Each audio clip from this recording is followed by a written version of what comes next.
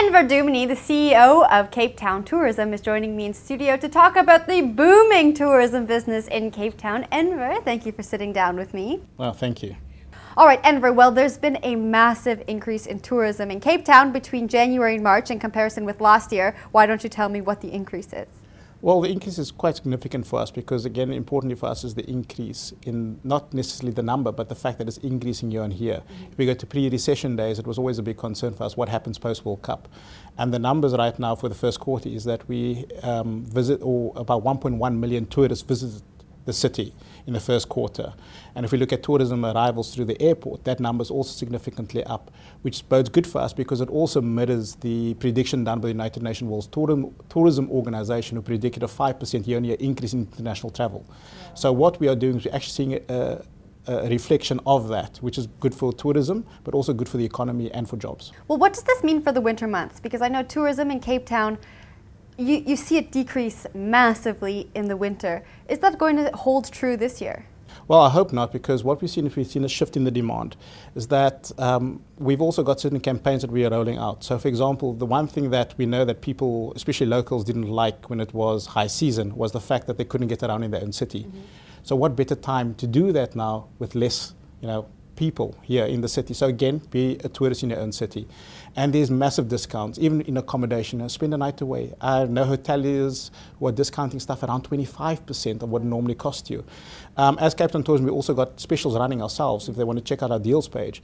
We've got some amazing things. It's called the Love Cape Town City Breaks. And what it is where you can get, you and a partner can travel to Cape Town with a return airfare to Joburg, a weekend stay in a hotel, wow, and vehicle hire for that weekend. Oh my gosh. At around 3,200 Rand per person. What? So that's completely affordable. And for those who want to do a self-drive, 1,000 Rand per person. Wow.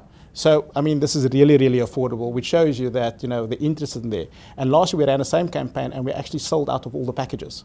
So we are quite encouraged by the fact that there's a lot of happening, but also if you look at festivals, there's so many festivals happening in and around Cape Town, and I just encourage people to get out there, experience festivals, spend some money. It's about enjoying life.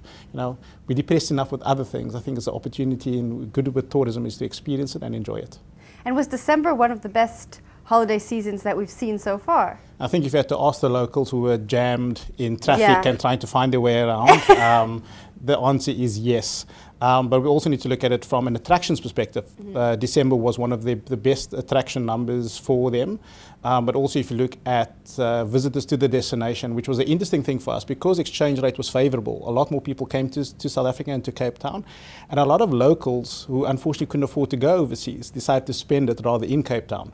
So I think that's also one of the, probably one of the worst things about tourism is that when you're in demand and everybody comes here, the locals feel a bit, agitated by the fact that there's always traffic jams, there's always more people that they have to engage with in shopping malls, etc. But I think it's part of what's good for the economy. Have we seen economical growth along with this tourism expansion? Yeah. Well, there's another review being done by the city and Grant Thornton, but if you go to the review done last year in 2013, is that they estimated that the economic impact or value of tourism in Cape Town alone was around 14.6 billion Rand, and in 2009 it was about 12.7 billion. So you can see there's an increase. Yeah. And we're hoping if the numbers stack up, and if I look at the surveys done with the hoteliers, is that they've all increased their revenue year on year, and the occupancy levels. So I think that we should be able to transform that into real economic value for the destination, and hopefully the study will say, well, we've bettered the 14.6 billion.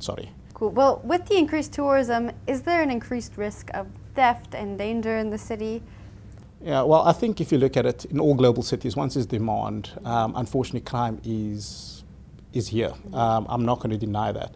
But what we always like to do is we've got certain programs in place about how do we share safety tips with visitors. Use a response when an accredited tour guide is a good example. Go in groups. Don't try and go off the beaten track if you don't know and you're not sure. Ask the hotel because they're always there to give you advice. If you look at crime also, most of them don't happen in tourism hotspots. Mm-hmm. It's mostly outside of those tourism hotspots, so it's quite safe. If you look at also a number of incidents that we had reported, they're actually down from last year. But this is because of a concerted effort taken by the tourism industry as well as government. What we have is what we call a victim safety support program, where we actually get together on a quarterly basis and we talk about where's crime, where are the hotspots, what's happening, how do we proactively deal with this. So we've got plans in place to try and reduce the impact for visitors when they come to destination, but also for locals. Then we also, unfortunately, when an incident does occur, you know, what do you do? And as Cape Town Tourism, along with the industry and local government, we actually got a Band-Aid program. And it's like it says, it's a Band-Aid.